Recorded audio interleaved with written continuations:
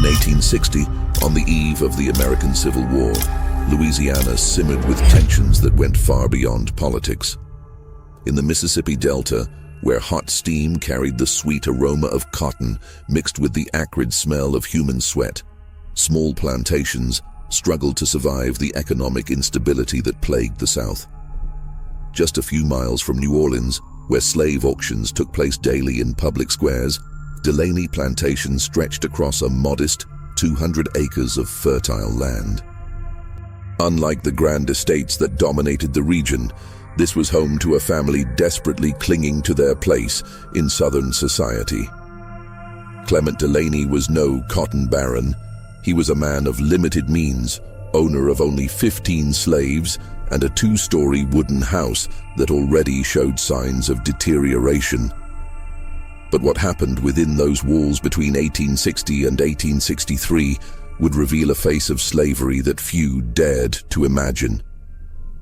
This is one of the most disturbing stories I've ever heard about the hidden horrors of the antebellum South. A story that shows how desperation can transform a family man into something far worse than a monster. Before we continue, tell me in the comments, where are you watching from? And if this is your first time here at Legacy of Fear, don't forget to subscribe to the channel for more stories that will keep you awake at night. Delaney Plantation had known better days. Clement Delaney, at 45, was a man of medium stature, with brown hair already graying and hands calloused by work. Unlike the great landowners who rarely dirtied their hands, Clement worked side by side with his slaves in the cotton fields, a necessity he tried to disguise as choice. His wife, Joanna, at 38, had aged prematurely. Her blonde hair, once brilliant, now hung lifeless around a face marked by constant worry. She had given birth to 4 children, but only 3 survived: Arlene, 19, Carolyn, 17, and Frida, the youngest at just 15. The 3 Delaney daughters were considered beautiful by the standards of the time. Arlene possessed her mother's golden hair and penetrating blue eyes. Carolyn had inherited more delicate features, with brown hair and a fragile constitution. Frida, the youngest, combined her sister's beauty with a vivacity that had not yet been completely suffocated by the realities of adult life. The plantation operated with 15 slaves, 8 men and 7 women. Among them was Tobias, a strong man of about 30 who served as informal overseer, and Lila, a 25-year-old woman who worked in the big house. Most had been born on the property, creating a complex family dynamic that Clement would soon learn to exploit. Financial troubles began in 1858 when a plague devastated much of the cotton plantation. The harvest yielded less than half of what was expected, forcing him to take loans with exorbitant interest from New Orleans merchants. To make matters worse, Clement developed a gambling addiction that consumed any extra money. The nights when Clement disappeared to card tables became more frequent. He would return in the early morning hours, often with less money than he had taken, his face marked by frustration and drink. During these absences, Joanna often found him muttering alone in his office, calculating and recalculating numbers on pieces of paper that he quickly hid when she approached. In 1859, the situation became unsustainable. Creditors began appearing at the plantation, well-dressed men from New Orleans who spoke in legal terms about debt execution and property confiscation. Clement was forced to sell 3 of his most valuable slaves, a decision that humiliated him deeply before the local community. The sale of the slaves brought temporary relief, but also revealed something disturbing in Clement's behavior. During negotiations, he demonstrated a calculating coldness that shocked even experienced buyers. He examined the teeth, muscles, and scars of his slaves as if they were cattle, openly discussing their reproductive capabilities and market value. Dr. Reuben McCormick, the local physician who occasionally visited the plantation, noticed changes in Clement's behavior during this period. The man who had once been reserved but cordial became increasingly isolated and obsessive. McCormick observed that Clement began asking strange questions about fertility, pregnancy, and the laws governing the legal status of slave children. Clement's conversations with other slave owners also changed in tone. He began showing excessive interest in the more sordid aspects of human trafficking, asking questions about breeding farms and methods to maximize the productivity of female slaves. These comments caused discomfort even among men accustomed to the brutality of slavery. Sheriff Peter Mullins, who had known Clement for years, noticed that the man began avoiding eye contact during his occasional visits to the plantation. Mullins attributed this to financial embarrassment, but there was something deeper in Clement's behavioral change, a furtive quality that suggested thoughts that shouldn't be shared. During the winter of 1859, Clement spent long hours locked in his office, studying legal documents and slave codes.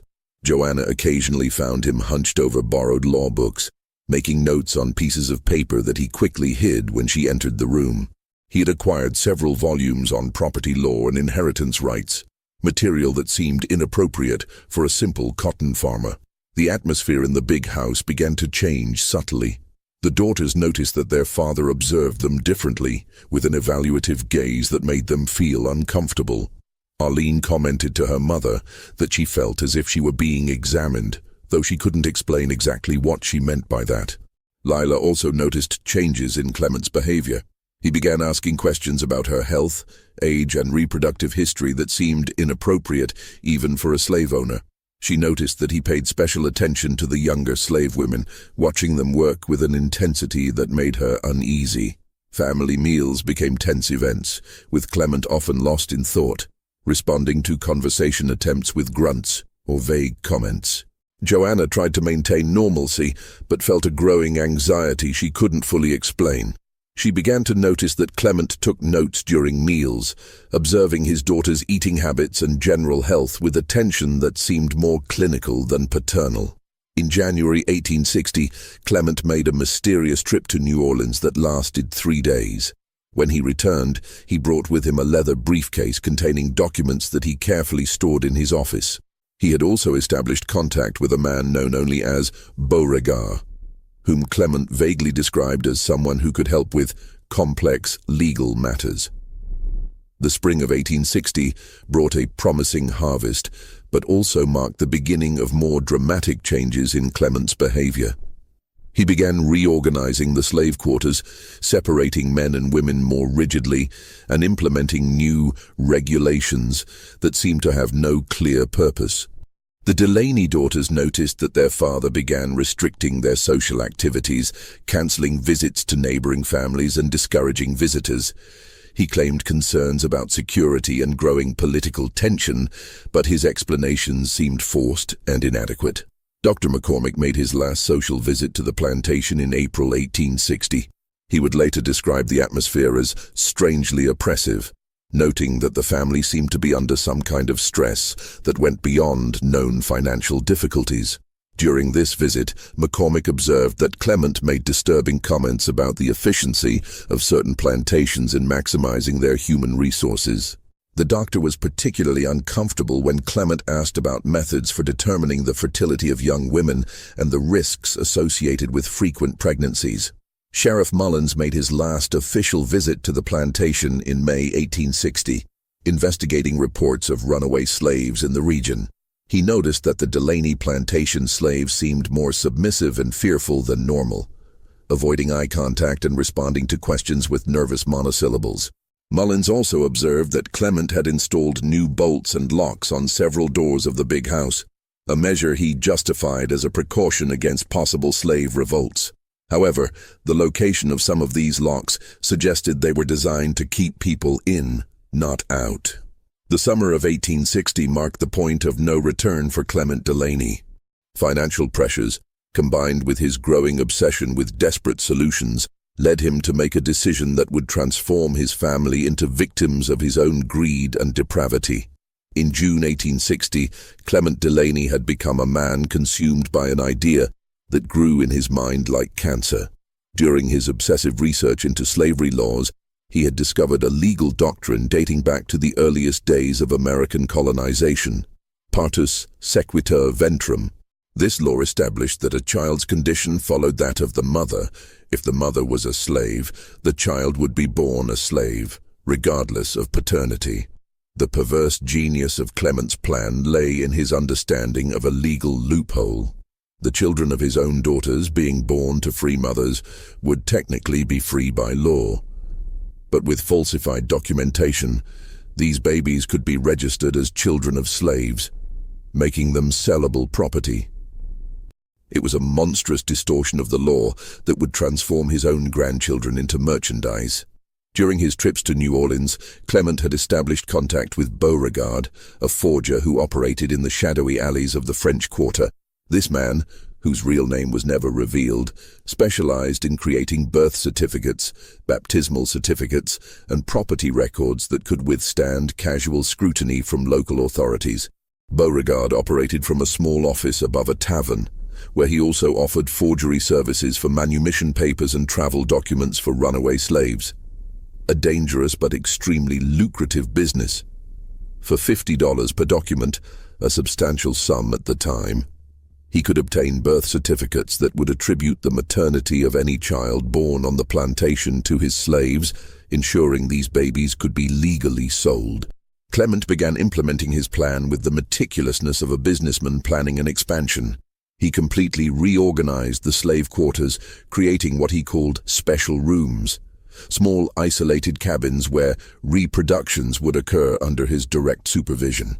The first phase of the plan involved careful selection of male slaves who would be used as breeders.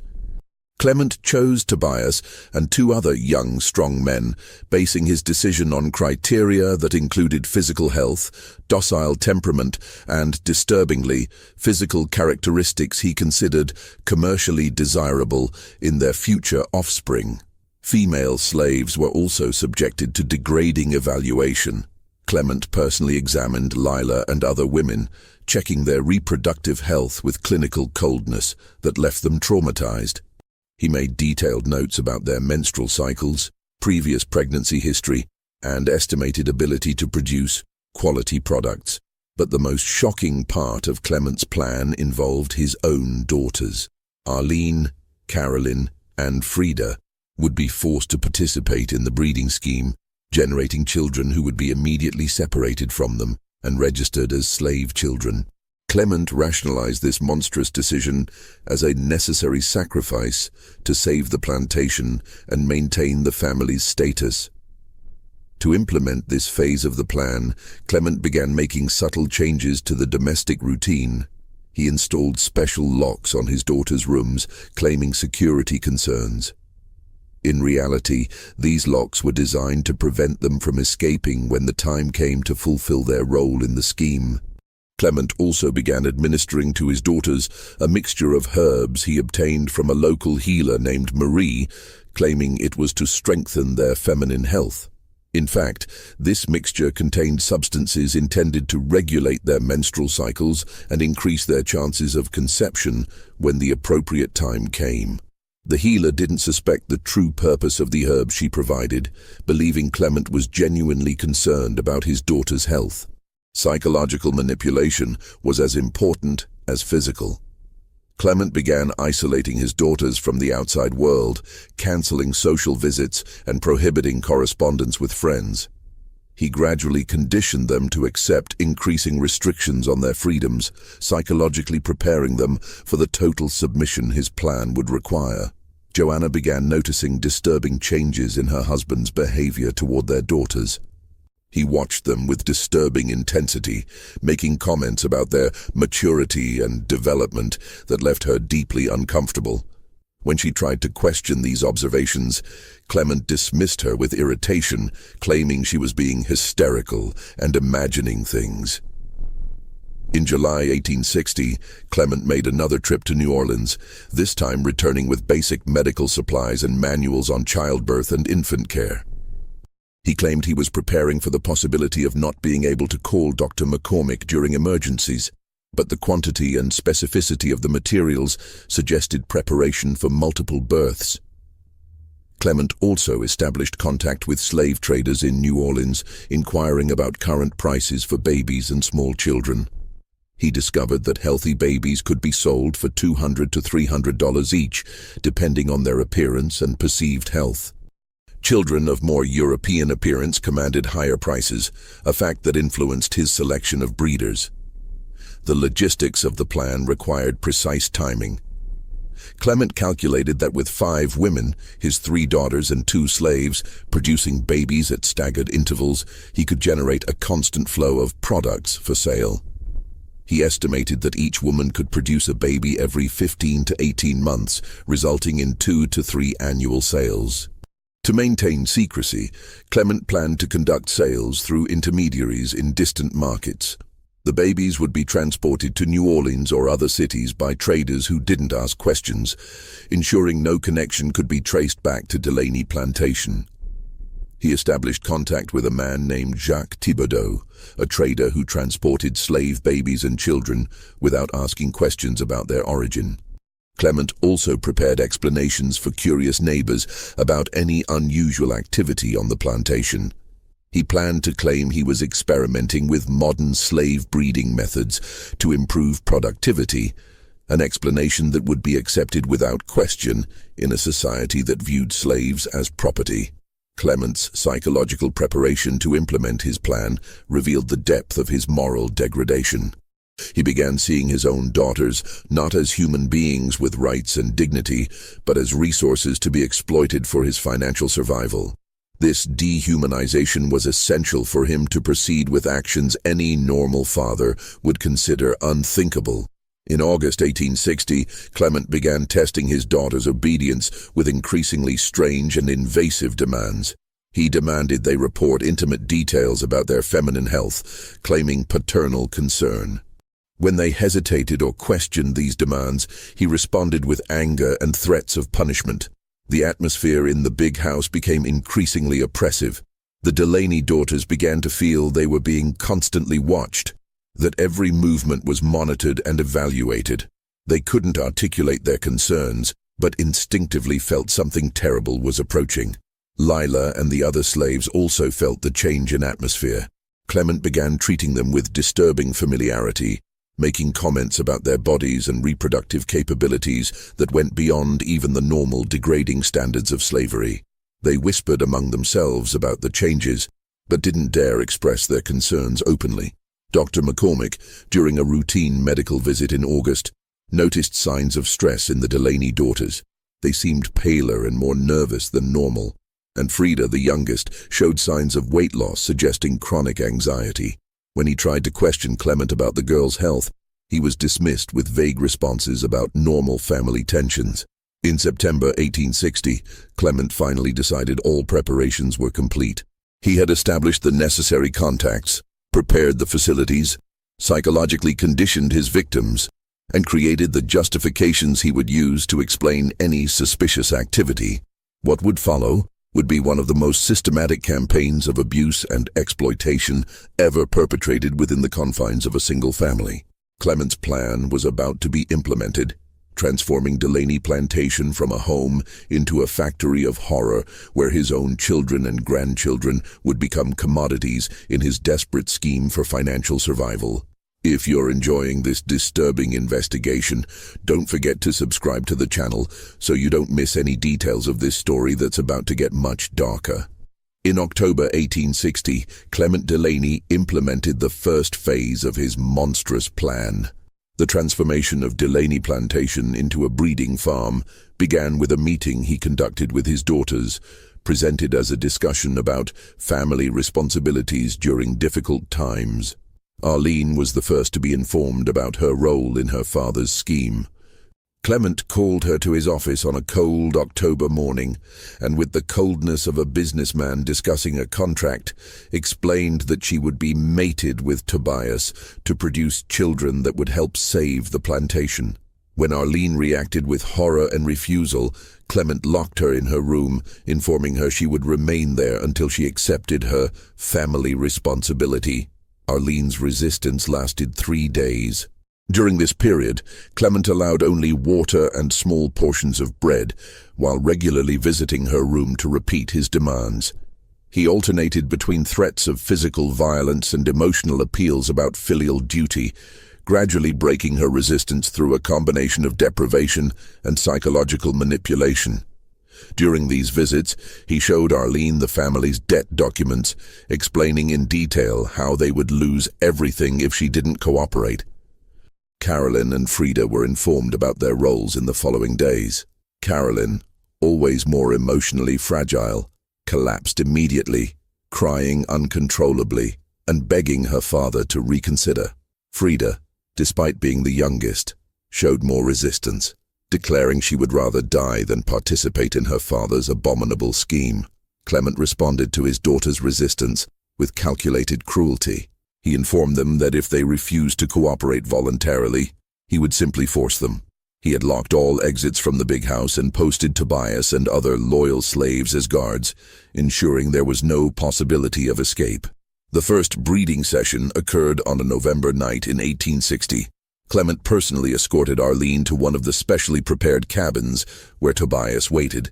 The slave, clearly uncomfortable with the situation, had been threatened with torture and death if he didn't follow his owner's orders. Tobias would later describe that night as the moment his soul died, forced to participate in an act that violated all his protective instincts. Clement remained outside the cabin throughout the entire process, ensuring his instructions were followed. He had established a rigid schedule for these sessions based on his calculations about his daughter's reproductive cycles. The cold efficiency with which he organized these encounters revealed the complete dehumanization of his own daughters in his mind. Joanna, initially kept ignorant of the details of her husband's plan, began to suspect something terrible was happening when she noticed the deteriorated emotional state of her daughters. Arlene became withdrawn and silent, Carolyn developed frequent panic attacks, and Frida alternated between impotent fury and deep despair. When Joanna tried to question Clement about their daughter's strange behavior, he brutally informed her about his plan. He explained that the girls were fulfilling their family duty, and that any interference on her part would result in severe consequences for the entire family. Joanna was horrified, but also felt completely powerless to intervene. Clement had made it clear he wouldn't hesitate to sell all the slaves and abandon the family if she tried to sabotage his plans. Slaves Lila and other women were also integrated into Clement's breeding scheme. They were subjected to the same degrading process, forced to mate with selected male slaves at times determined by Clement. The difference was that, being already slaves, their children would automatically be Clement's property, without need for document falsification. Clement kept meticulous records of all reproductive activities on his plantation. He noted mating dates, estimated menstrual cycles, and predicted birth dates in a book he kept locked in his office. These records revealed the extent of his obsession with maximizing the productivity of his scheme. In December 1860, Arlene confirmed her first pregnancy. Clement received the news with cold satisfaction, immediately calculating the predicted birth date and the child's potential market value. He began making preparations for falsifying birth documents, contacting Beauregard in New Orleans to provide the necessary paperwork. Carolyn became pregnant in January 1861, followed by Lila in February. Clement was euphoric about the initial success of his plan, seeing this as confirmation that his strategy would work. He began making plans to expand the scheme, considering the possibility of acquiring more female slaves when his finances improved. Frida resisted longer, but finally became pregnant in March 1861. Her pregnancy was particularly traumatic because she was the youngest and physically least prepared for motherhood. Clement showed little concern for her well-being, focusing only on the potential value of her future child. During Frida's pregnancy, he often forced her to perform specific exercises he believed would improve the baby's quality. The atmosphere at Delaney Plantation became increasingly oppressive as the pregnancies progressed. The Delaney daughters were kept virtually prisoners in the big house, allowed out only under strict supervision. Clement claimed these restrictions were to protect their valuable cargo, but in reality, they were to prevent any escape attempts or seeking help. Dr. McCormick was called to examine the pregnant women, but Clement carefully controlled these visits. The doctor was informed that the pregnancies were the result of consensual relationships between the Delaney daughters and slaves, an explanation that, while scandalous by the standards of the time, wasn't technically illegal.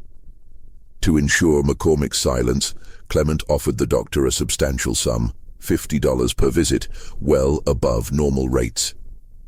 McCormick, facing his own financial difficulties, accepted the arrangement and agreed to maintain absolute discretion about the situation. McCormick was disturbed by Clement's explanation, but the extra money was too tempting to refuse. He noted, however, that the pregnant women seemed exceptionally stressed and traumatized, showing signs of severe depression that went beyond what would be expected, even in unplanned pregnancies. Sheriff Mullins occasionally patrolled the area around the plantation, but Clement carefully avoided any suspicious activity during these visits. He had instructed everyone on the plantation to maintain normal appearances and not reveal anything about the breeding scheme to external visitors. As the pregnancies advanced, Clement began making preparations for the births. He acquired additional medical supplies and studied manuals on childbirth, determined to conduct births without external medical assistance whenever possible. This would reduce the risk of exposing his scheme and eliminate potential witnesses. Clement also began establishing contacts with potential buyers for the babies. He made several trips to New Orleans, presenting himself as a slave breeder specializing in high-quality products. His contacts in the slave market were impressed with his descriptions of the future babies, especially those that would be of mixed ancestry. The first child was born in June 1861, Arlene's son.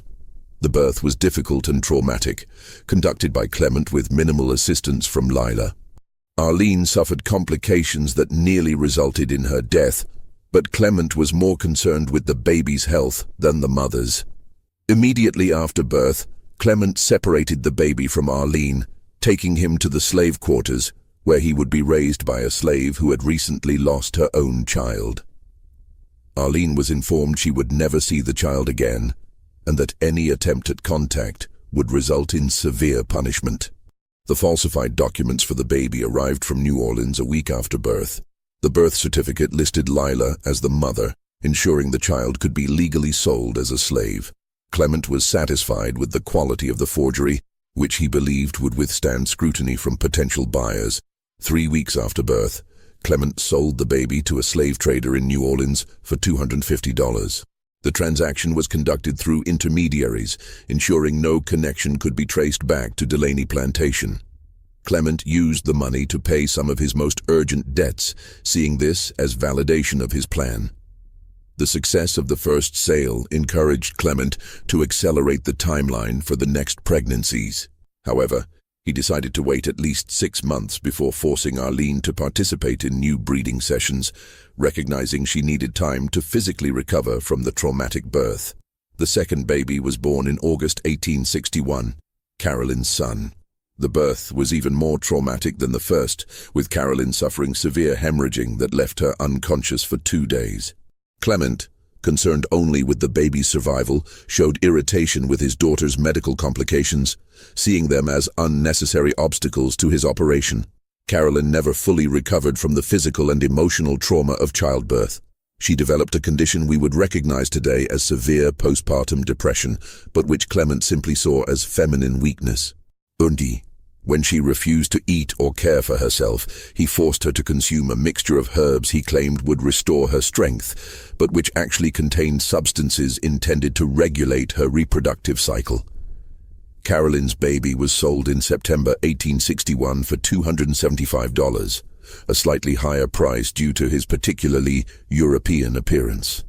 Clement was satisfied with the growing profit and began making plans to expand his operation even further, considering the possibility of acquiring additional female slaves specifically for breeding. Frida gave birth in October 1861, but her delivery was complicated by her young age and fragile constitution. The child was born premature and weak, requiring special care that Clement saw as an investment in its future market value. Frida suffered permanent physical damage during childbirth. including internal injuries that would affect her ability to have children in the future. Dr. McCormick, called to assist with the birth due to complications, expressed concern about Frida's health, but was silenced by another generous payment from Clement. The separation from her baby was particularly devastating for Frida.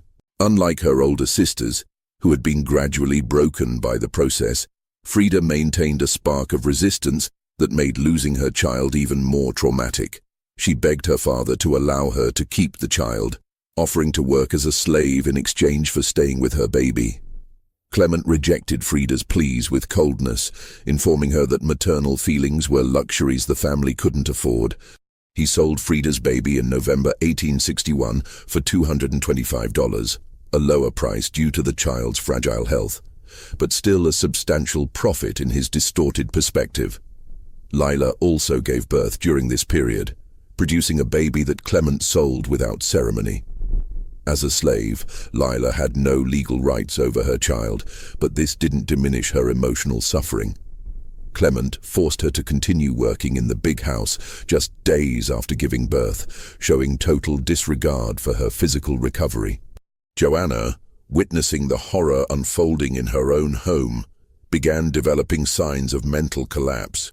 She had repeatedly tried to intervene on behalf of her daughters, but Clement's threats of physical violence kept her in line. She began drinking secretly, using alcohol to numb the pain of seeing her daughters systematically destroyed. During nights, she was often found wandering the house like a ghost, whispering desperate prayers and asking God's forgiveness for her inability to protect her daughters. The mental health of all women on the plantation deteriorated rapidly under Clement's brutal regime.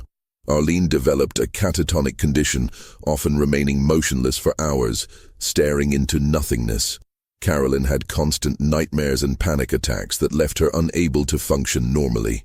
Frida, the youngest, showed the most severe signs of psychological trauma. She began having hallucinations, often talking to her absent baby as if he was still present. Clement saw these symptoms as inconveniences that interfered with her reproductive capacity, not as signs of human suffering requiring compassion. In December 1861, after allowing his daughters to recover for several months, Clement forced Arlene to participate in new breeding sessions. She became pregnant again in January 1862, but her second pregnancy was marked by severe complications that threatened both her life and the baby's.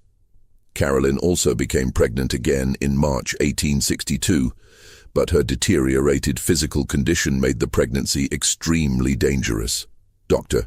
McCormick, called to examine the women, expressed concern about their ability to survive additional births, but Clement dismissed these concerns as overly cautious, offering the doctor an additional bonus to keep his opinions to himself.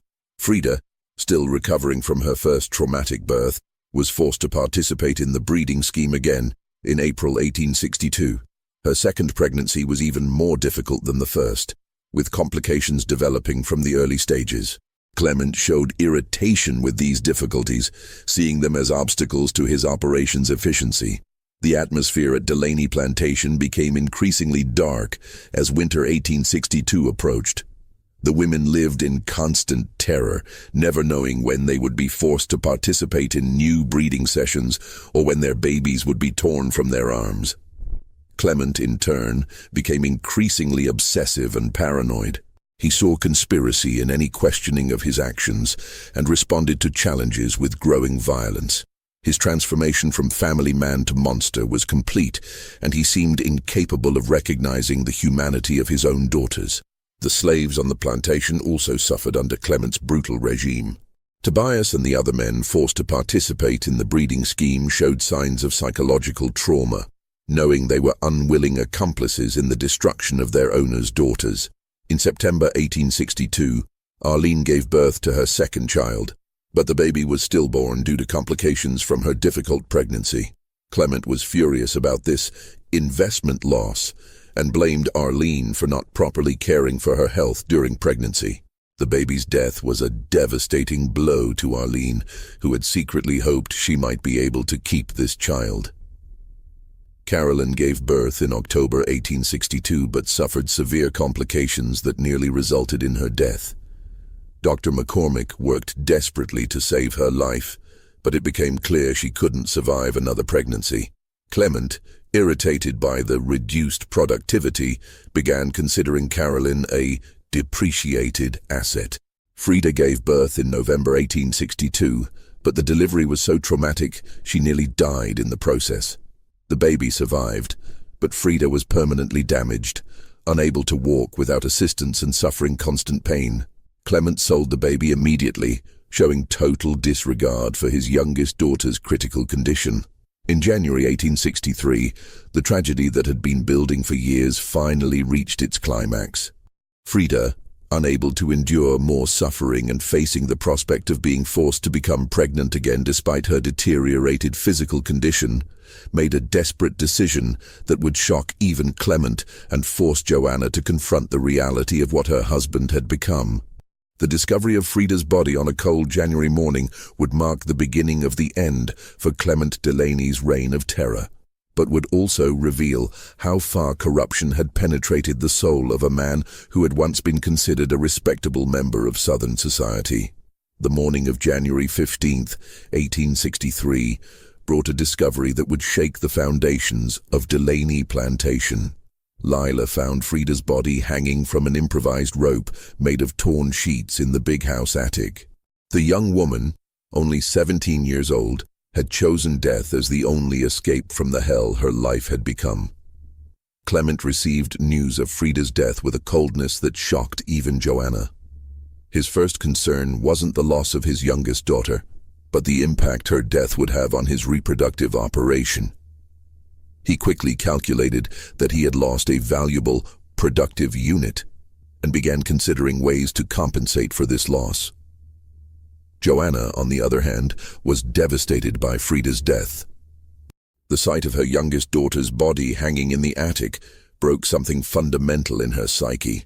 She realized she had completely failed to protect her daughters, and that her passivity had contributed to the tragedy that unfolded in her own home. That night, she remained kneeling beside Frida's body for hours, whispering apologies and promises of revenge. Frida's funeral was a somber and hurried event.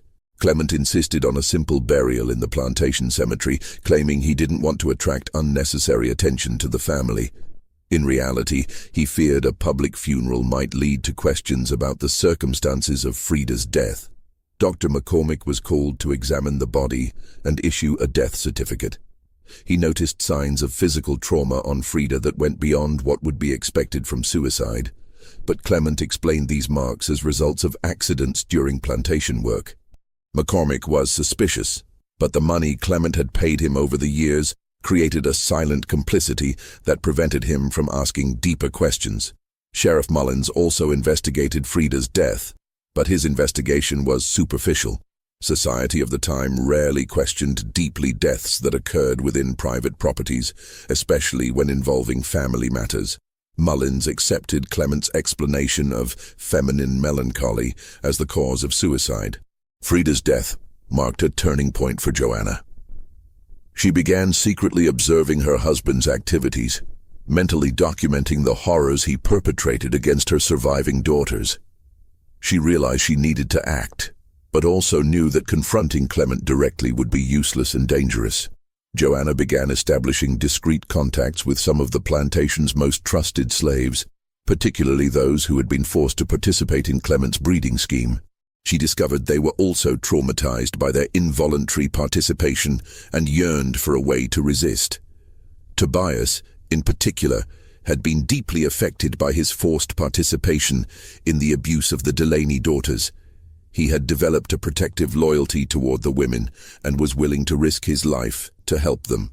Joanna realized he could be a valuable ally in any plan to stop Clement. During whispered conversations in the slave quarters, Tobias revealed to Joanna that other slaves were also willing to act, united by the shared horror of what they had been forced to witness and participate in. In February 1863, Arlene was forced to participate in new breeding sessions, despite still emotionally recovering from the loss of her second baby. Clement showed total disregard for her grief, Seeing only the need to keep his operation running, Arlene became pregnant again, but her third pregnancy was marked by even more severe complications. Carolyn, physically unable to endure another pregnancy due to damage suffered in previous births, was spared from breeding sessions, but Clement forced her to assume the role of supervisor for other pregnant women. This function traumatized her further, forcing her to be complicit in abuse against her own sister. Joanna, observing the systematic destruction of her daughters, began formulating a desperate plan. She realized legal authorities offered no protection against the horrors Clement perpetrated, and that she would need to take extreme measures to save her surviving daughters. In April 1863, Joanna began secretly meeting with Tobias and other loyal slaves during Clement's absences. They discussed in whispers the possibility of direct action against the plantation owner. Tobias revealed there were other slaves willing to participate, men who had been forced to commit acts that violated their conscience and who yearned for a chance at redemption. Clement began noticing subtle changes in the plantation's atmosphere in May 1863. The slaves seemed more united, whispering among themselves and interrupting conversations when he approached.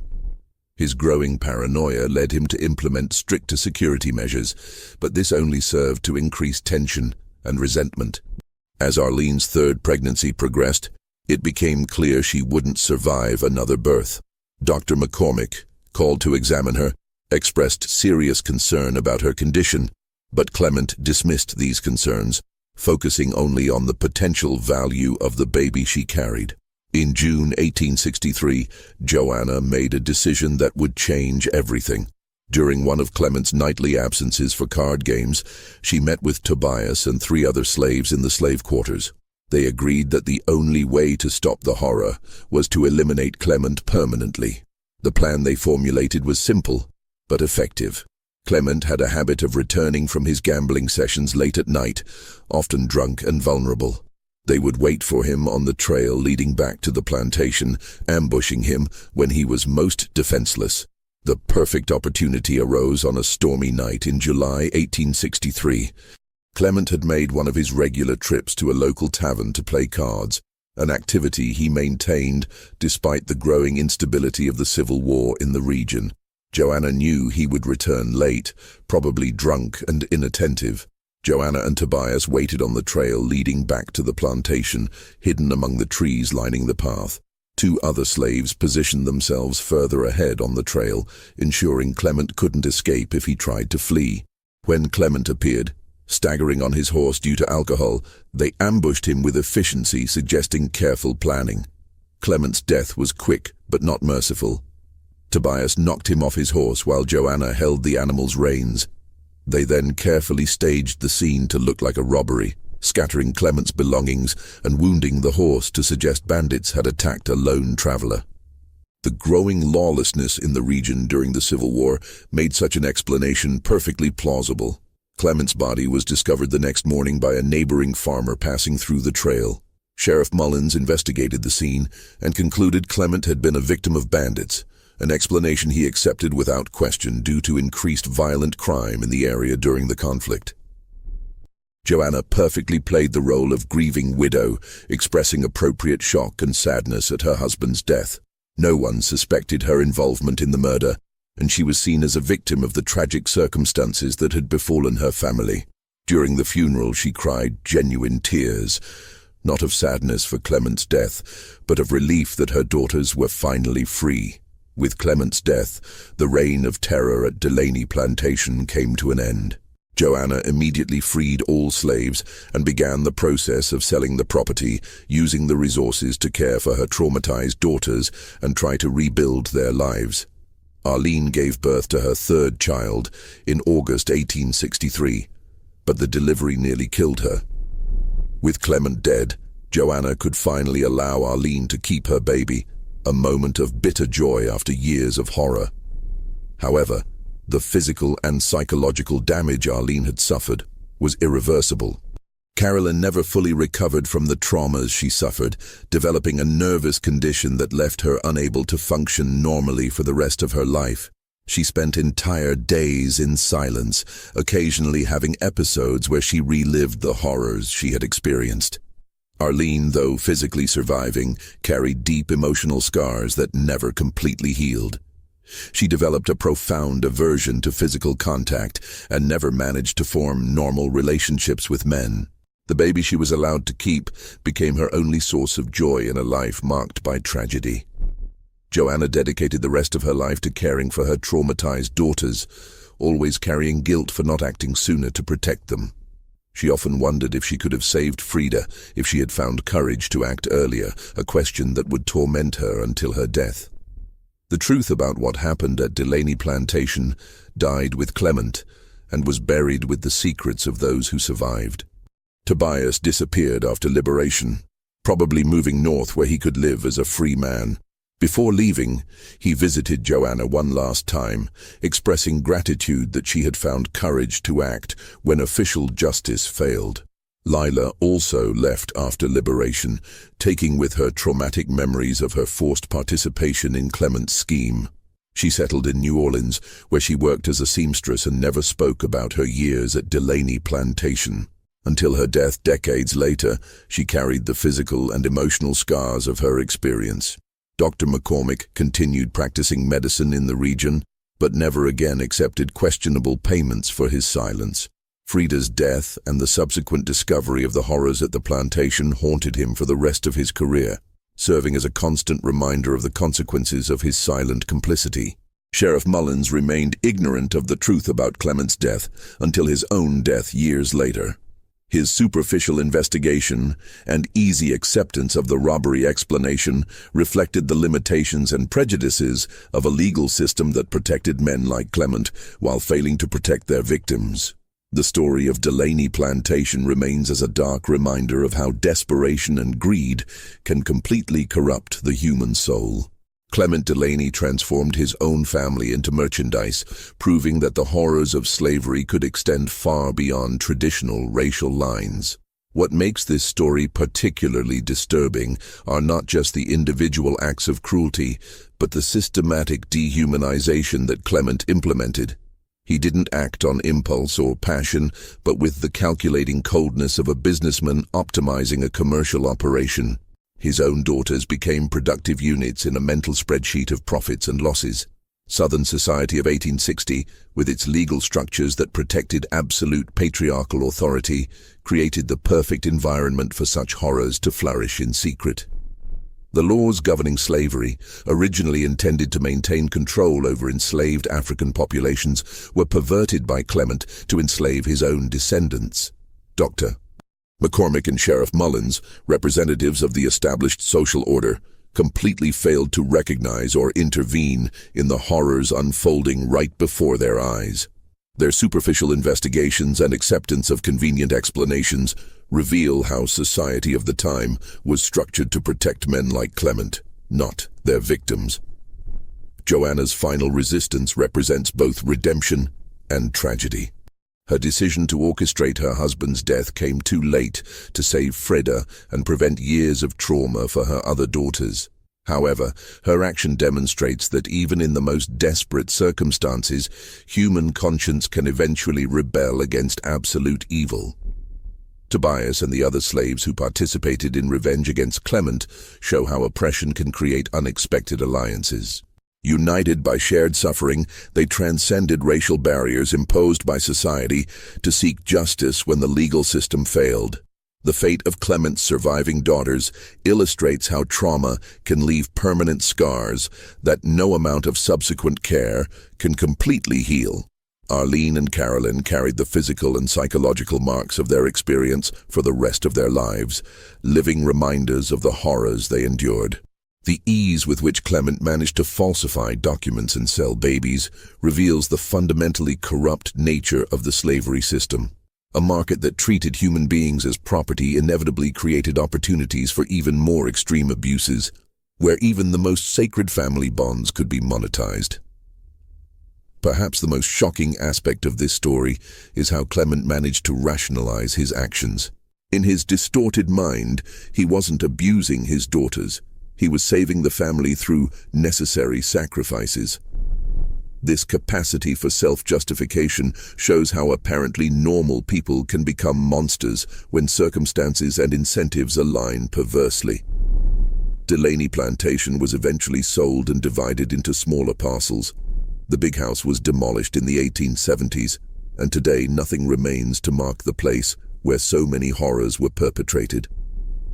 The land that once witnessed such cruelty now sustains peaceful crops, as if nature itself were trying to erase memories of what happened there. Official records of the time list Clement Delaney simply as killed by bandits and Frida as victim of melancholy. These sanitized descriptions hide the brutal truth of their deaths and perpetuate the invisibility of victims of domestic abuse and sexual exploitation. This story forces us to confront an uncomfortable truth. Monsters are rarely strangers hiding in shadows.